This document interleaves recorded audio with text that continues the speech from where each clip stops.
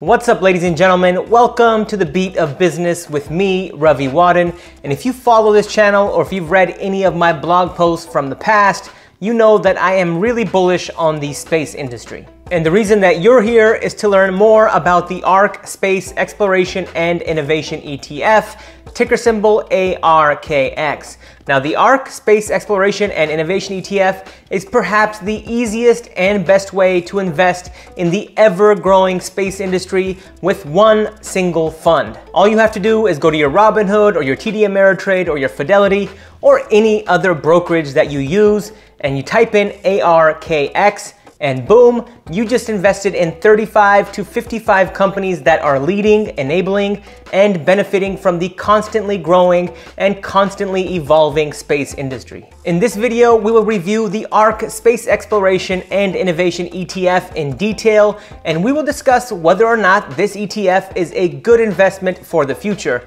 We will cover what it is, we will cover how it works, and we will cover what companies it holds. Don't worry, we will cover its strengths and its weaknesses. Let's just put it this way, we are gonna cover a lot over this video, and I'm gonna try to do it in a way that is succinct and to the point and easy to understand. All I ask of you watching is to hit that thumbs up button at some point over the course of this video, especially if you're getting value from it, and please consider subscribing because I'm making valuable content like this multiple times a week, and it's intended to help my audience out tremendously. To get a better understanding of what the ARK Space Exploration and Innovation ETF is, let's quickly talk about what an ETF is. Now, I know that some of you watching may be new to ETF investing, so I'll explain what an ETF is in approximately 30 seconds. An ETF, or an exchange-traded fund, is a basket of different stocks or bonds that usually tracks an investment theme or an investment index. An ETF trades just like a stock. You can buy one share of an ETF, or you can buy 1,000 shares of an ETF. To get a better understanding of what an ETF is, let's compare it to a stock. Now, let's use a random company or a random stock that people know about. Let's just take Microsoft, for example, and let's assume that Microsoft trades at $18 a share. Now, if I bought one share of Microsoft for $18 a share, Microsoft is the only company that I'd be buying. Now, let's take a look at the ARK Space Exploration and Innovation ETF, which also trades at $18. But when you buy one share for $18, you aren't buying one company, you are actually buying shares of 55 different companies that all participate in the space economy. Now, which companies does the Space Exploration and Innovation ETF invest in? Well, ladies and gentlemen, we'll cover that in the next section.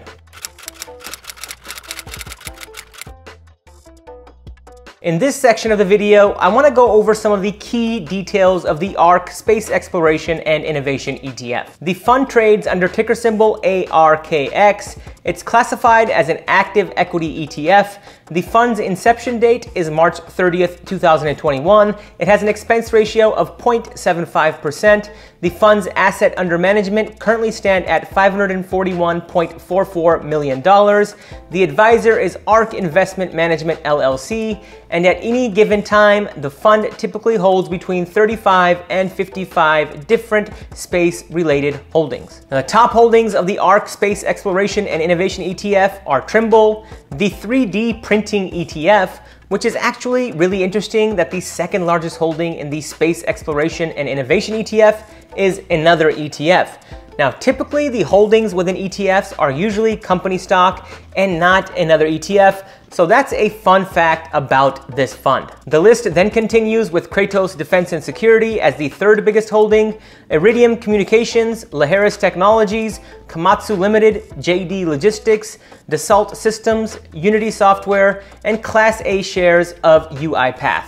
And at this point, you must be curious what the 3D printing ETF is, because it's definitely not a company, and if I was watching this video, I would definitely want to know. Well, the 3D printing ETF, ticker symbol PRNT, is another ARK ETF that tracks the price movements of stocks and companies involved in the 3D printing industry. So on one hand, you have the ARK Space Exploration and Innovation ETF, And within that ETF, the second biggest holding is the 3D printing ETF, which also holds another 55 securities. Now, I'm sure there's some overlap between the two funds, but it's important to know that the second biggest holding in the Space Exploration and Innovation ETF is another ETF. And if you want to see all of the fund's holdings as of December 15th, 2021, here they are. Now, you already know the top 10 holdings because we covered them, but at number 11, we have Amazon. At 13, we have Netflix. And the fund is filled with other notable names of companies like Garmin, Alphabet, Lockheed Martin, Palantir, Airbus, and Boeing. Now, it's important to understand that each one of these companies has a different weighting within the fund. Now, what I mean by that is when you buy one share of the Space Exploration and Innovation ETF, which trades at around $18, it is not equally distributed to all 37 holdings. When you buy one share of the ARK Space Exploration and Innovation ETF, you are buying 37 different holdings, and each one of these holdings, whether they are a company or another ETF, have a different weight within the fund. So when you buy one share of ARKX for around $18, 9.82% of that $18 is allocated to Trimble, 7.48% of that $18 is allocated to the 3D printing ETF, 6.41% is allocated to Kratos, Defense and Security, 5.83% is allocated to Iridium Communications, and the list goes on with each company having a different weight within the fund. And as you can see from this list, the companies with the largest weight or allocation within the fund are at the top of the list, and the companies with the smallest allocations are at the bottom of the list. Nonetheless, it's a well-diversified space portfolio, but I just wanted to point that out for your knowledge. All right, so now let's talk about the fund's expense ratio, which is 0.75%.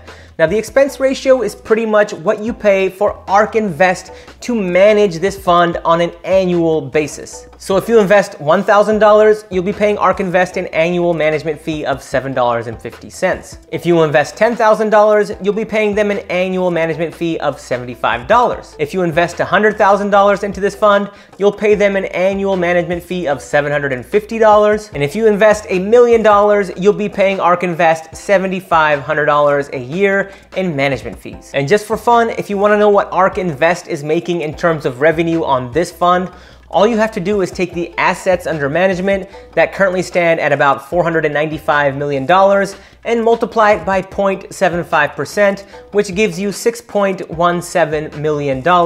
So in case you're curious what ARK Invest is making in terms of revenue on this fund, it's $3.17 million a year. And a 0.75% expense ratio is pretty much industry standard for an actively managed ETF. So it's not index fund low, but you are paying for a unique product, and you're paying pretty much what you would pay for any other thematic-based ETF that's out there. In this section of the video, I want to go over the performance of the ARK Space Exploration and Innovation ETF. And in order to really understand its performance, you need to benchmark it against something. And for this video, I'm going to benchmark the ARK Space Exploration and Innovation ETF to the S&P 500. And to do this, I'm going to head over to Google Finance, which makes it really easy to compare performances of different stocks, indexes, or funds. And if you're curious, I'm comparing the Space Exploration and Innovation ETF to Vanguard's S&P 500 Index Fund, which trades under ticker symbol VOO, and it tracks the S&P 500 index.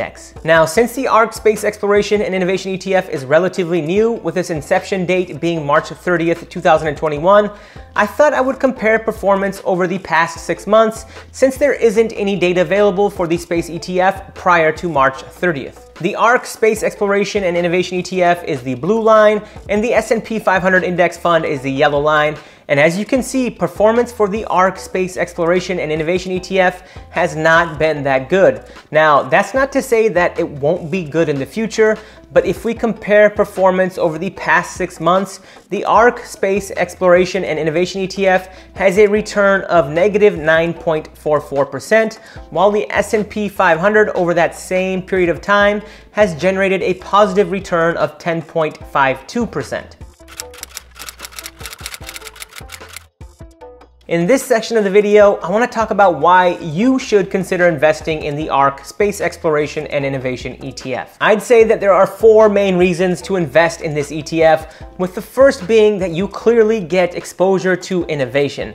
Now, if you're looking for a fund that gets you exposure to the space industry and the companies that will be beneficiaries of the growth that this sector will experience, I honestly don't think there's a better fund out there, and if there is one that I don't know about, please let me know in the comment section below. The second reason that you'd want to invest in this fund is because of its growth potential.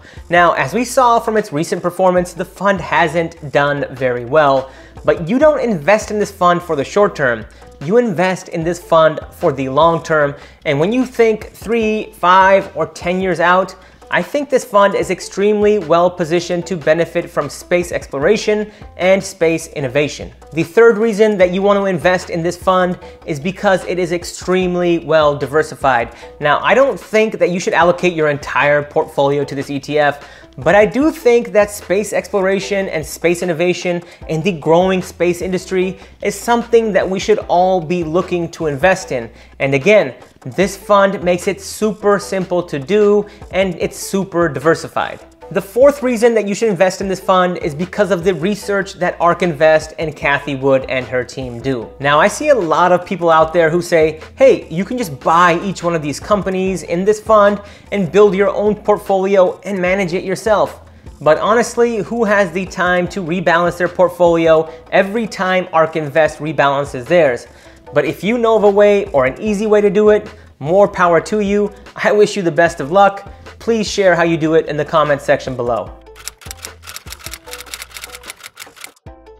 In terms of who this fund is for, it's for anyone who believes and is bullish on the future of the space industry. Now, personally, I think that the space industry is going to play a huge role in our future as we move into a new world where we are exploring what's outside of this planet we call Earth. I mean, just look at what companies like SpaceX, Blue Origin, and Virgin Galactic are doing. We are already pushing the boundaries of what is possible, and when we think about it in the bigger context, the space industry is still in its infancy.